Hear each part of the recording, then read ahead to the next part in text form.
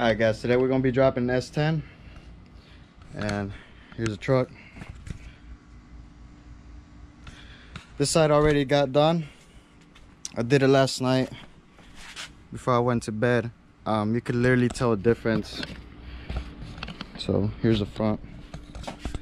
See how it's just leaning to one side? Shit. See how it's leaning to one side? It's because, like I said, I already did that one side over there. We're gonna go ahead and do the driver's side. I got this drop spindle right here.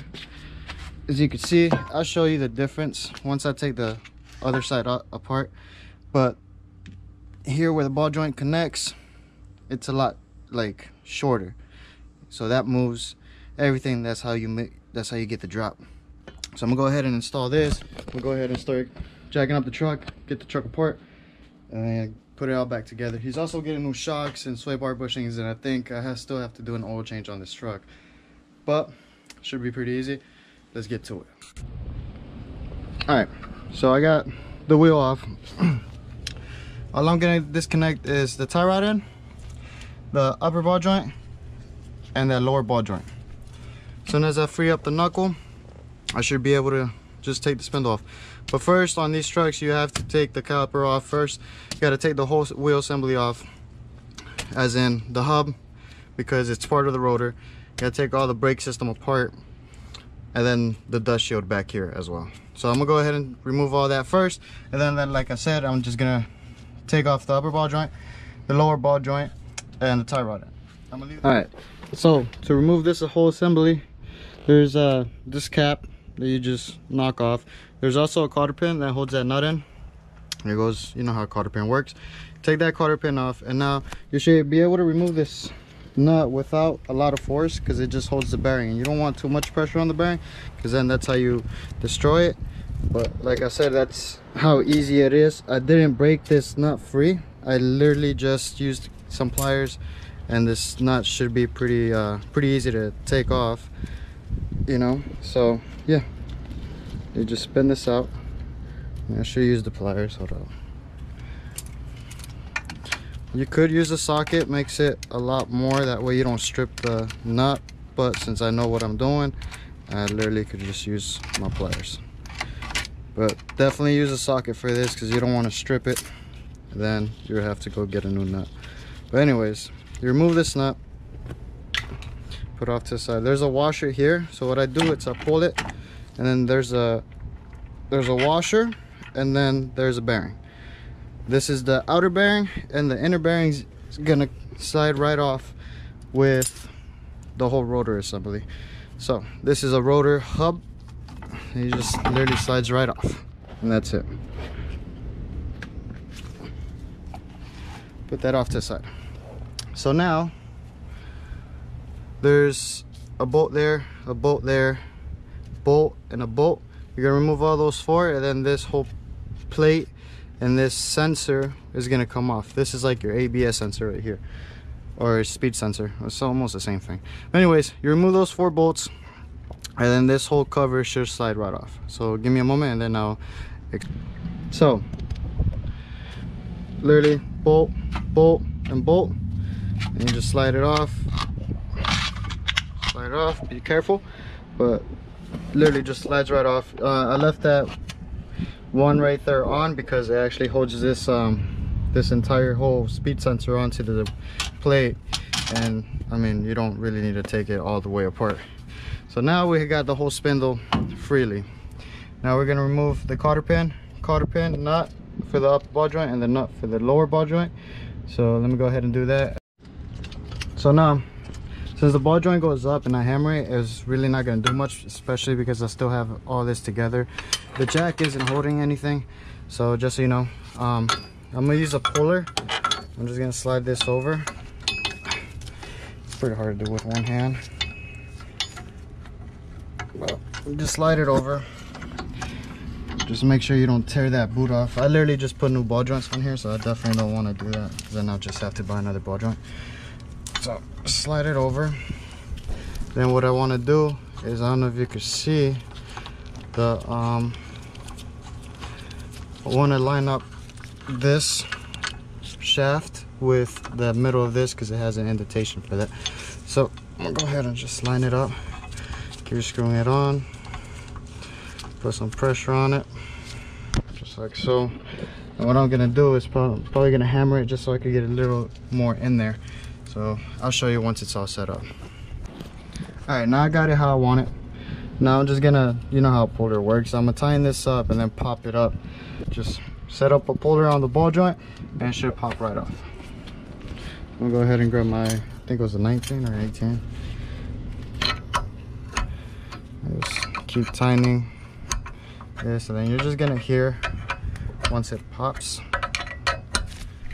Oh, might move on you, but get it stuck there.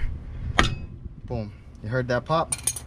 That means the ball joint is free from the spindle. So now we're just gonna remove the puller, remove the spindle. And that's how you remove the spindle off the S10 from the lower ball joint. As you can see, I didn't destroy the boot. It pops off. You gotta do is pop it back on, and that's it. But yeah, without destroying the boot, you can see I didn't tear it up or anything. So let's go ahead and check this out. So this is the original spindle. This is the drop spindle. So as you can see, the upper ball joint and the lower ball joint literally mount in two different places. Well, maybe not the lower, but definitely the upper. You can see this one's flat with where the caliper mounts, and this one is not. The lower ball joint, the upper ball joint actually mounts a little lower than where it's supposed to, and then that creates your 2-inch drop. So let's go ahead and put this new one back on and reverse our steps, and then we should be ready to go. Just throw that thing on the lower ball joint, grab your nut, screw that in, then line out your upper. I wish I had 2 hands for this right now. It's pretty hard trying to do it with one. There we go. Now what I'm gonna do is I'm gonna use the jack just to create some pressure.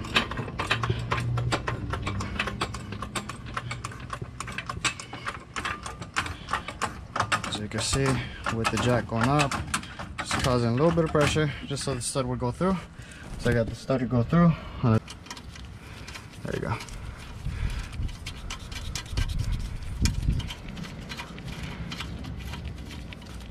I'm gonna go ahead and tighten these up, and then I'm gonna show you what to do next. So give me a second. Alright, so I got the spindle tightened up. I got 2 cotter pins on, as you can see. So now, before you put everything back on, well, you could honestly put the shield back on. Whoa, should probably cleaned it, but literally slides on, and then you're gonna bolt it just the way it came off, and then go from there. So I got the 3 bolts right here. Install, one more bolt goes right here. Don't like the fitting of that one. There it goes. Grab your little impact, run it home. Uh-oh, I didn't go too far. Oh shit. Don't you love when that happens? Boom, boom. That's it. So that shield's back on. We're gonna grab some multi-purpose grease here, and you're gonna grease this whole spindle up. Can't run the bearings dry. So I just grease it up. And don't be afraid of using too much grease, because this is gonna need some grease. So just grease it up. Put a whole thing, put a nice coat on it, and, you know, just like that. We grab a rotor and just slide it on. Sorry, I can't do that. Slide it on. Make sure it's centers. Make sure it fits right too. So it's good. Now we put everything back together. First goes the bearing, and then that washer. So you're gonna move, push in. Now here's the deal with this washer. This washer's got a little slot on it. It's gonna go right in that slot. So you line it up, put the washer on. Don't forget about that part. Grab your nut and you spin it. Just put the nut back on.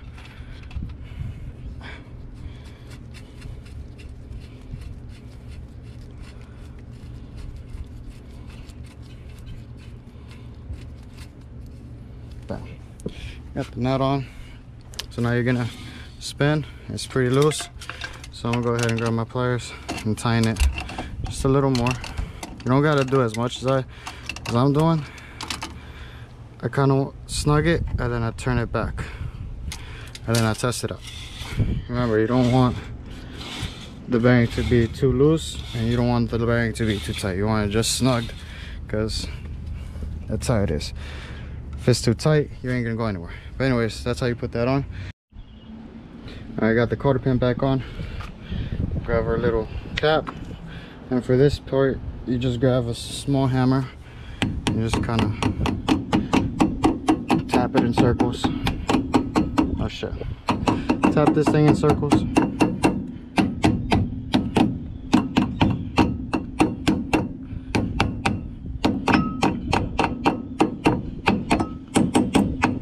That's how you put the spindle on. That's it. So I'm gonna go ahead and put the brakes back on, the tie rod, and then I'm gonna go ahead and remove the shock, and then I'll be back with you.